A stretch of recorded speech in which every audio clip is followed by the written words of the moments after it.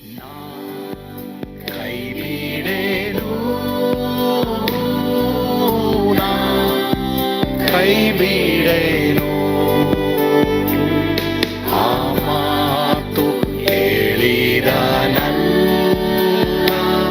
ತಾ ಹೇಳಿದ ನಲ್ಲವೇ. ನಾ ಕೈ ಬಿಡೇನು, ನಾ ಕೈ ಬಿಡೇನು, ಆ ಮಾತು ಹೇಳಿದ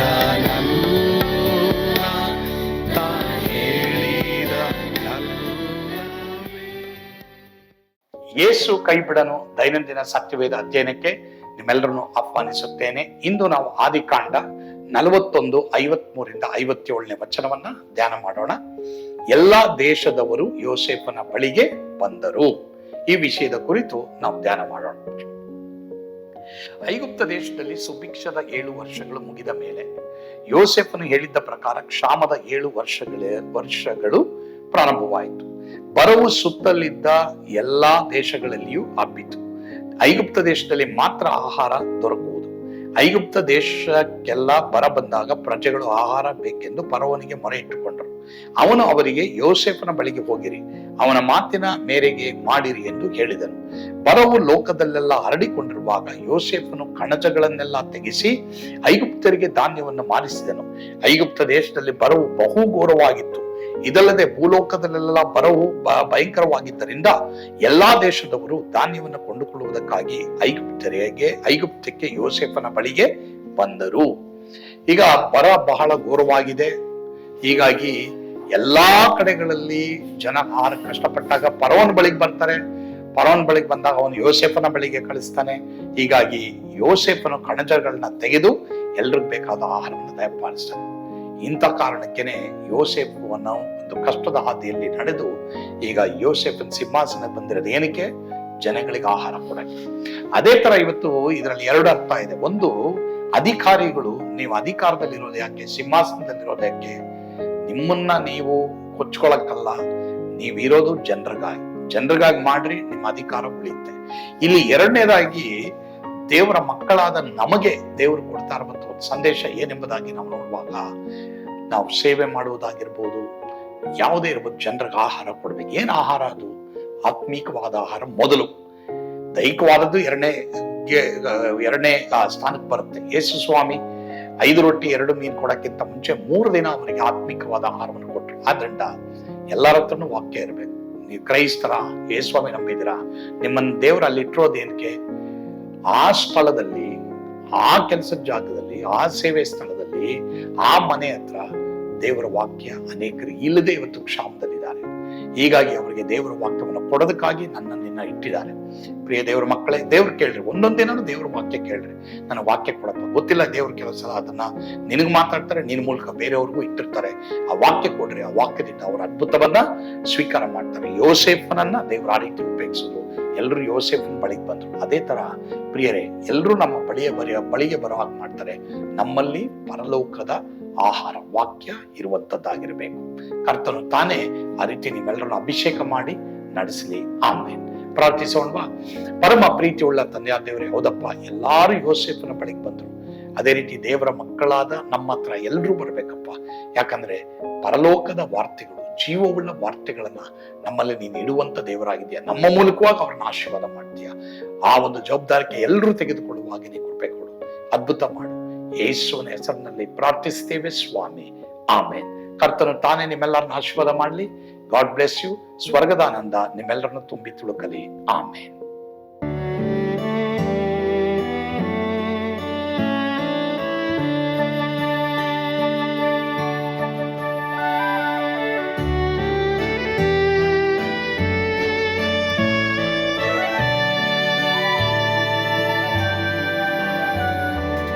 ಓ ಎಂತ ಅದ್ಭುತವಾದ ದಿನ, ನಾನೆಂದಿಗೂ ಮರೆಯೇನು.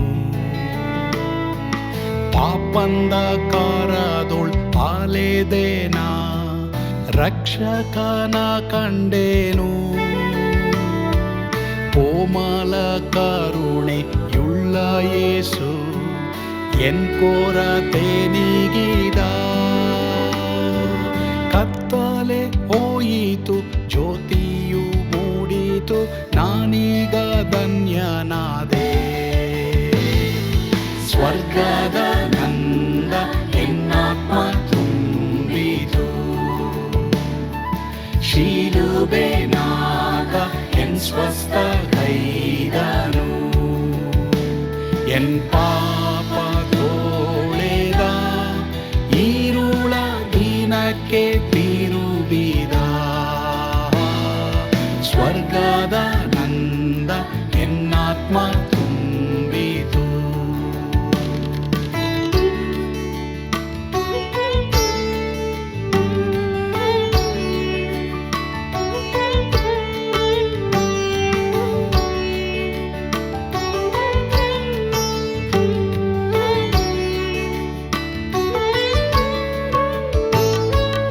ಆತ್ಮನ ನೂತನ ಜನ್ಮದಿಂದ ದೇವಪುತ್ರನಾದೇನು.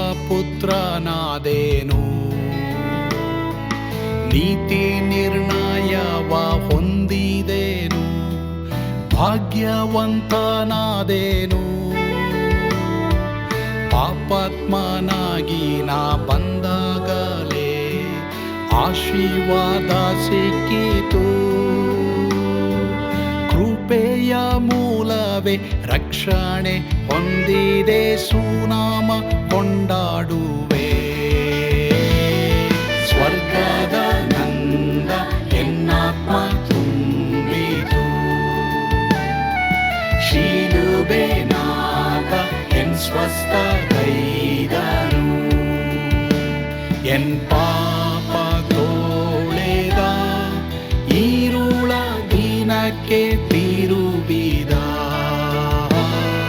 ಸ್ವರ್ಗದ ನಂದ ಎನ್ನಾತ್ಮ ತುಂಬಿತು.